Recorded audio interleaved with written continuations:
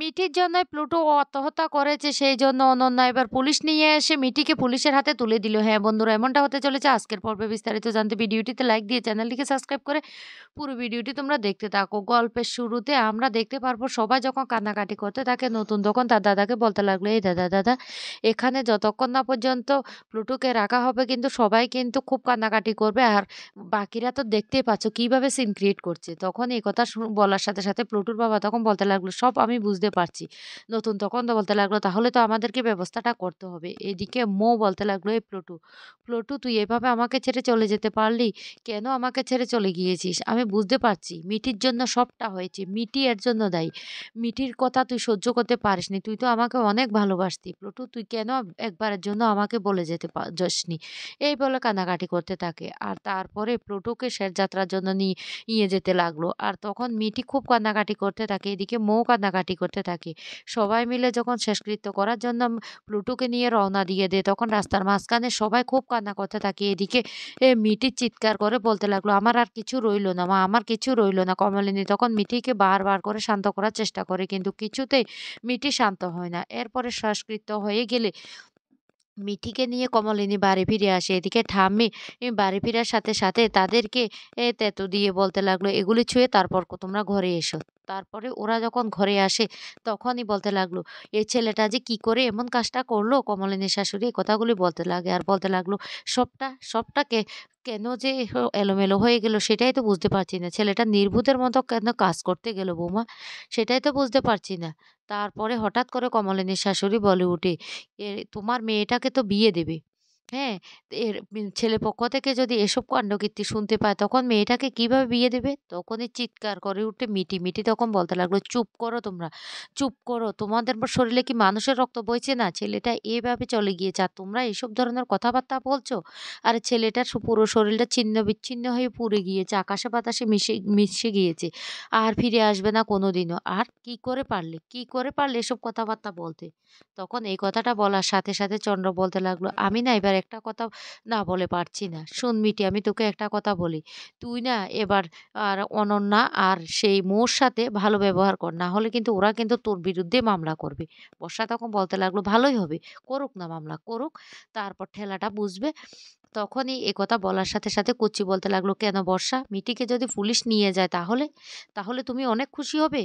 অনেক খুশি হবে? বর্ষা তখন কোনো কথাই বলে না। এদিকে কমলিনী বলতে লাগলো, শুনো, তোমরা যাই বলো না কেন, তোমরা কেন এর দায়ভার নিতে যাবে? তোমরা এই বাড়িতে কেন পড়ে আছো? তোমরা যদি এই বাড়িতে না থাকতে তাহলে তো কোনো সমস্যা হতো না তোমাদের। আর এই বাড়িতে আছো তাতেও তো তোমাদের সমস্যা হবে না। আমার মেয়ে যে নির্দোষ, আমার মেয়ে যে কিছু করেনি সেটা তো একমাত্র আমি জানি। আর আমার মেয়েকে যদি পুলিশ নিয়ে যায় সেই ব্যবস্থা না হয় আমি দেখব। মিঠি তখন কান্না করতে থাকে, তার বাবাকে বলতে লাগলো, শুনো বাবা, আমি তোমাকে শুধু বাবা বলে এই জন্য ডাকি, সেই শব্দটা ছাড়া আর কি বলে তোমাকে ডাকবো? কিন্তু আমি তোমাকে বাবা হিসাবে কোনো সম্মান করতে চাই না। কারণ তুমি আমাদের বাবার কোনো কর্তব্য পালন করোনি। তাই আমার ব্যাপার নিয়ে ভাবার জন্য আমার মা আছে। যা করার আমার মা করবে। তোমাকে তো কিছু করতে হবে না। আর তোমরা কি করে এই অমানুষের মতো কথাগুলি বলতে পারছো? যে ছেলেটা আজকে নেই, চলে গিয়েছে। তখনই কমলিনী বলতে লাগলো, শোন মা, তুই এভাবে কান্নাকাটা করিস না। তুই শান্ত হ, তুই নিজেকে একটু শান্ত কর। তখন মেয়েটি বলতে লাগলো, মা আমি কি নিয়ে শান্ত হব? আমার তো আর কিছুই রইল না মা। আমি যত তাড়াতাড়ি সম্ভব আমি বিদেশে চলে যাব। আমি এখানে কিসের টানে থাকবো? আমি শুধু তোমার টানে থাকতাম। আমি কেন বুঝতে পারিনি যে প্লুটো আমাকে এতটা ভালোবাসে?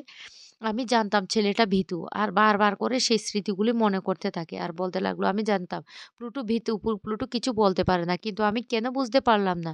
আমি তো প্লুটোর কথা একবারের জন্য ভাবিনি। প্লুটো আমাকে এতটা ভালোবাসে, আমি প্লুটোর কথা ভাবিনি। আমি বারবার মৌর কথা ভেবেছিলাম। কেন আমি মৌর কথা ভেবেছিলাম? কেন?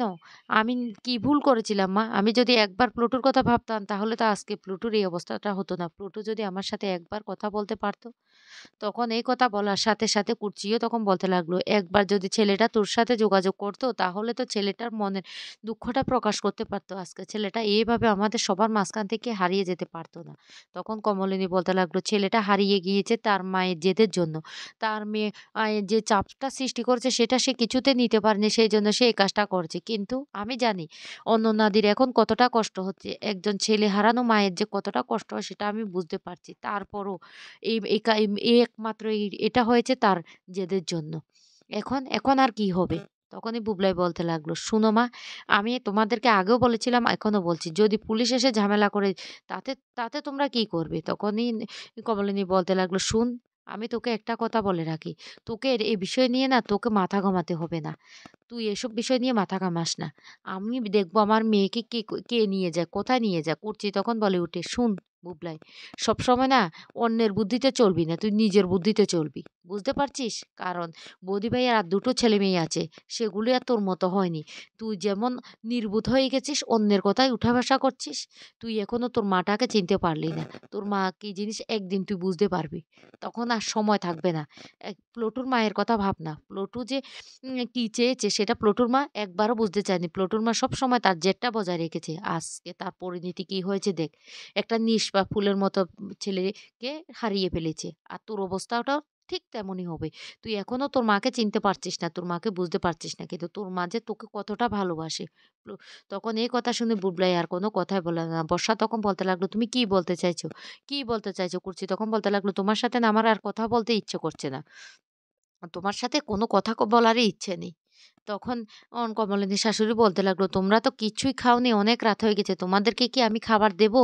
আর আমি যদি খাবার দিই তোমরা খাবে? না বলবে আমি খাবার দিয়েছি তাই খাবে না?" কমলিনী তখন বলতে লাগলো, "কেন? কেন মা? আপনাকে এটা নিয়ে ভাবতে হবে না। আমরা না খাবো না। আর মেয়েটিকে আমি দুধ আছে, দুধ বিস্কুট দিয়ে খাইয়ে দেবো। বুঝতে পারছেন?" তখন বলতে লাগলো, "আপনার বৌমা কোথায়? আপনার আদারুর বৌমা? আপনি কেন এই কাজগুলো করতে যাবেন?" কমলিনীর শাশুড়ি তখন বলতে লাগলো, "ও ওর মেয়েকে নিয়ে ঘুমিয়ে পড়েছে।" তখনই চন্দ্র বলে উঠে, "শুনো কমলিনী, আমি তোমাকে একটা কথা বলে রাখি। তোমার মেয়েকে তুমি কি এমন শিক্ষা দিয়েছো, আজকে তোমার মেয়ের জন্য একটা ছেলে চলে গিয়েছে। তাই তোমাকে বলছি সাবধানে থেকো।" তখন এই কথা বলতে কমলিনী বলতে লাগলো, "তুমি আমাকে সাবধান করার কে? কে? তুমি কি যে কাজগুলি করেছো তুমি কি সেটা নিয়ে কাজ করেছো?" করছি তখন বলতে লাগলো, "শোন দাদাভাই, তোকে আমি একটা কথা বলে রাখি। তুই যে কাজগুলি করেছিস সেগুলি কি তুই লিগ্যাল করেছিস?